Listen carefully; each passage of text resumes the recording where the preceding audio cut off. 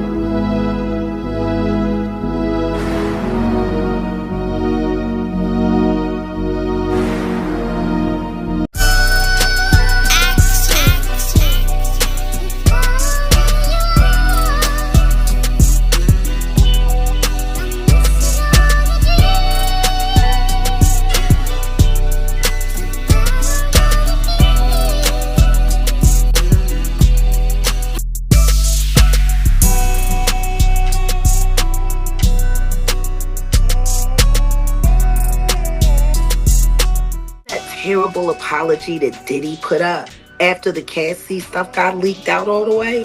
What bothers me the most is how that video lined up totally perfect, almost to the word, to the lettering, to the phrasing, to the emotion, to the speech that Channing Tatum gave in Blink Twice. There's no way she imagined that stuff up in a script. She talked to somebody who was on Epstein Island, that's clear. Even some of the dimensions of the rooms, the eating quarters, and very similar. And the fact that whatever was on that island was weaponized. All of these terrible things you don't want to acknowledge. This is reality. They fooled you into believing that it's not. It is. Finally, one of the girls from Danity Kane, one of the black girls from Danity Kane, is now also coming forward. There's a lot of victims.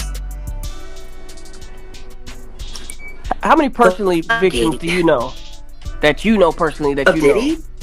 Yes. 50. Personally, you know. 50? 50. Yeah. Wow. And half of them were signed to Bad Boy. A Roc Nation employee was running around passing some stuff out. He told everybody it was Molly, but it wasn't Molly. Because it literally wiped their short-term memory for anywhere from 15 to 30 minutes at a time. Those girls had been assaulted and couldn't even remember it because by the time the assault was over and the guy walked off of them, their memory was gone. I sat there in the emergency room watching that girl talk to the same doctor over and over again and not recognizing him after she had just talked to him 15, 20 minutes before. Yeah, I gotta find that post.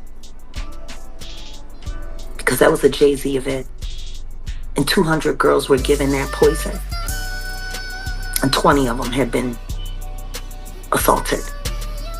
I couldn't even remember it. Muchachos y muchachas, the dirty deeds of Diddy and the 1,000 bottles of baby oil. This is, I guess that's what I'm going to title this video here. And I just made that up.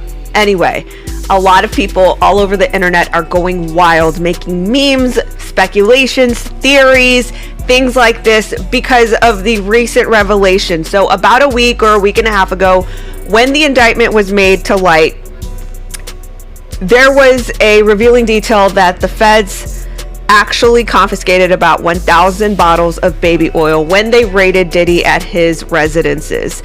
I guess shocking detail, because who the heck is using 1,000 bottles of baby oil for what? Because this actually is so curious, one journalist from the New York Post questioned Mark Agnifilo, who is Diddy's lawyer, about this very detail. And Mark Agnifilo replied with something that was just so kind of out of pocket. You know, she basically asked him about it, like, what about these 1,000 bottles of baby oil? What are you doing? You know, not you, but what was he doing with all of this? He basically replied, because Sean Combs, P. Diddy, was within close proximity of a Costco, that it is alluded that he stocked up on baby oil. Take a listen to what he has to say. How do you explain the baby oil and the lubricants? 1,000 bottles of baby oil. I don't think it was 1,000. I think it was a lot. I mean, there's a Costco right down the street. You know, I think Americans buy in bulk, as we know. And you know, this is consensual adults doing what consensual adults do. You know, we can't get so puritanical in this country to think that somehow sex is a bad thing, because if it was, there'd be no more people. So in an interesting turn of events, TMZ, oh yes, TMZ actually did a little bit of investigative journalism. So they reached out to Costco. I'm proud of them, actually. I'm proud of them. Kudos, TMZ. They reached out to Costco to ask them about this detail, this revealing detail coming out of Mark Agnifilo, P. Diddy's lawyer. And guess what they had to say about this particular product? Yeah, that they don't stock that. They don't carry packs of baby oil at bulk at any U.S. locations.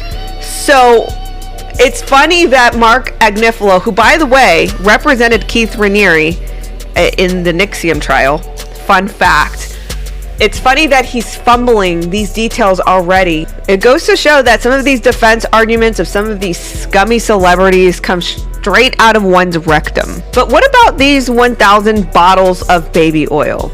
Was it actually 1,000 bottles of baby oil? So there is one theory out there that is starting to circulate that this possibly was not baby oil, that it might have been a substance called GHB, and that because it's comparable to the way Blink Twice, a brand new movie starring Channing Tatum, may have encaptured his victims using a similar substance, that this was probably something that Diddy did to his victims. Take a listen to this theory. It's not baby oil, it's drugs. And I don't mean the fun kind that you like to take. We've all been cracking jokes about Diddy and the baby oil thing, and the stuff is funny, but something just didn't make sense to me. One, why does he have so much? It's one thing to have 10, 20, even 100 bottles between his properties where they raided. Even 100 bottles between all those properties, that's somewhat reasonable, and it's like, okay, whatever, you know, you like to do some weird stuff. But it was 1,000 bottles, and the FBI took it, which was weird, because okay, you just like to do some freaky stuff, but then why would the FBI take it? Because they know what it is. We've heard about Diddy talk about his parties and stuff like that, but no one ever brought up baby oil, which is kind of weird, because even talking about the parties, if that was something that was going down on a regular basis, people kind of bring it up as a joke within the industry, and they would kind of throw things out there because people don't know what's going on. I've never heard of anything about that until now. And the main reason why I know it's drugs is because of this movie. Blink Twice, starring Channing Tatum, that came out not even fucking 3 months ago. So spoilers if you haven't seen it. I hate to ruin this movie for you because it is a pretty good movie, but this makes sense once I explain to you what happened. Long story short, Channing Tatum is a tech billionaire who has this island that he invites all his people to. The women that he invites to the island, he gives them this perfume. It's just like regular perfume, that doesn't anything special about it. What they find out later is that this perfume erases your memory for a short term. So throughout the movie, these women keep using this perfume on a regular basis, don't think anything of it, but come to find out later it's been erasing their memory. And the reason why it's been erasing their memory is because these dudes have been taking advantage of them at night, and then the next day they don't remember what happened. And the key part about the perfume in this movie, that the reason why it's tied to Diddy, is in the movie you find out that basically he's been given the perfume to a lot of his, billionaire friends and all these influential people, and showing them, hey, you can use this perfume for this thing, whatever, to do these terrible things. All you can do is invite them to the island, you get them perfume, you can do what you want to do. Do I think Diddy's baby oil can give people short-term memory loss? It's possible. Because as crazy as having 1,000 bottles of baby oil sounds, it makes perfect sense to the fact that he had it laced with drugs. He was using it to take advantage of people, having them forget what happened, and the fact that no one talks about it, but everyone kind of knows what's kind of going on, makes perfect sense. Because as much as people talking about, it's like, oh, it's not a crime to be freaky, which sounds freaking stupid when they say that, but it makes a lot more sense when you think about the reason why the FBI took the baby oil, because they know it's laced with drugs, because other people have told them it's laced with drugs. That's where all the stuff starts clicking. A lot of people are saying that why did the government or FBI say exactly what's going on? It's because I think they're trying to find out who exactly has the baby oil or has ties to Diddy. So they're keeping their mouth shut on what exactly happened, and they're starting to pick up little pieces as they go along, because this is going to go very deep. We all know this. So I think they don't have all the pieces of who's doing what. Maybe they just grab Diddy and talk about the baby oil to see if people start snitching. But this is going to be very deep. And I think the baby oil was tied to everything. So many people have asked me to give my opinion on this particular theory. And this is what I have to say about it. If there are substantial witness testimonies that would corroborate this particular substance, then I could probably start looking that direction. And what I mean is there are several witness testimonies that coincide with some of the things that Diddy did, that actually Diddy was alleged to have done. For example, in the Lil Rod and I believe the Cassie Ventura lawsuit, they both mention being intoxicated, being drugged through alcohol, right? Lil Rod goes up a little bit more detail into how they were doing it. And then there was actually a former bodyguard that went on a podcast interview to also allege the same thing, right? 3 different positions, 3 different people, 3 different timelines who allege the same action, which was that Diddy and his associates were knowingly lacing alcohol or let's just say the chaser, the juice that they were using to mix the cocktails, right? So I'm looking for something like that. I need multiple people of different positions, maybe different timelines, more likely different timelines for me to corroborate evidence like that, to say the same thing, to corroborate the same list of events, and then I'll start looking that direction. From what I hear from this video, it does seem to be that this is speculation, that because there is, like, Hollywood seems to write in certain details that what you would think would be fictional, but actually are happening in real life as we go through time and more is revealed, lawsuits, federal indictments, prosecutions, things like this for crimes like Diddy's. And we end up looking back on movies like this and we're like, oh my gosh, like this writer actually wanted to tell us something, or the details are actually revealed in itself. I look at things the way that an investigation within a court process would go, right? I need the evidence, I need the discovery, I need witness testimonies, right? You need to be able to cross these things over. Things like this, and I used to just believe theories like this on the internet, and that is what turned me off, is kind of carrying through this theory only to be led to a dead end, and no additional documentation was found, no additional evidence, right? And it just gets you to hit a wall, and you can't go any further but that wall. Because if you really think about it, if we carry off with just theories like this, right? Because at this point, this is just a theory. It's not a proven fact, right? And many people will argue until they're blue in the face. No, it is a proven fact because there's been found this or that. In this particular case, I need more corroboration, right?